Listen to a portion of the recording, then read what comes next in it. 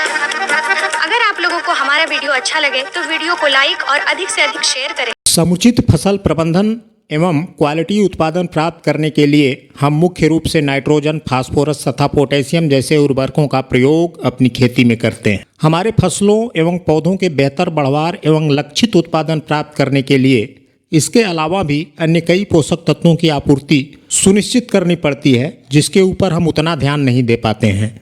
खेती में संतुलित पोषक तत्व प्रबंधन के मुख्य अवयवों में कैल्शियम एवं सल्फर का फसल उत्पादन में अहम योगदान रहता है। इसकी आपूर्ति सुनिश्चित करने के लिए प्रमुख स्रोत के रूप में हम जिप्सम का अपनी खेती में प्रयोग करते चले आ रहे हैं। नमस्कार, एक बार फिर से आप सभी का स्वागत है हमारे कार्यक्रम चौपाल संध्या के इस अंक में। आज हम लोग बात करने जा रहे हैं अपनी खेती में जिप्सम का प्रयोग क्यों और कैसे करें।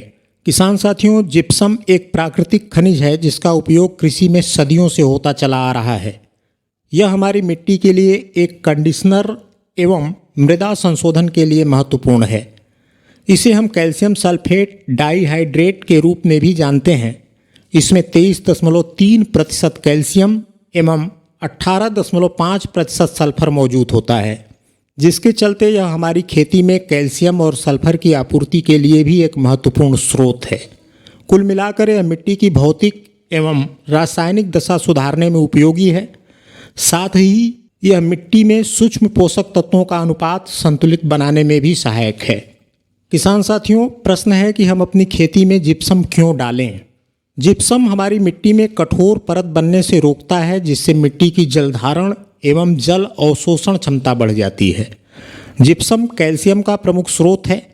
इसका उपयोग मिट्टी में मौजूद कार्बनिक पदार्थों को मिट्टी के क्ले कणों से बांधता है, जिससे मिट्टी के कणों में स्थिरता आ जाती है, जिससे मिट्टी में सुगमतापूर्वक वायु संचरण बना रहता है। जिप्सम फसलों एवं पौधों में कैल्शियम की कमी के कारण होने वाले कुप्रभावों को रोकने में भी मदद करता है।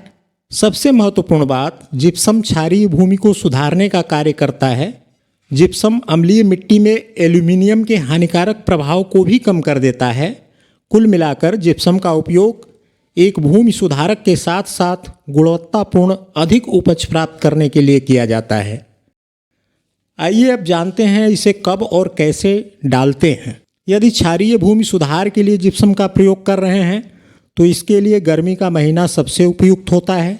खेत में जिप्सम फैलाने के तुरंत बाद खेत की जुताई करके मिट्टी को समतल कर लेना चाहिए।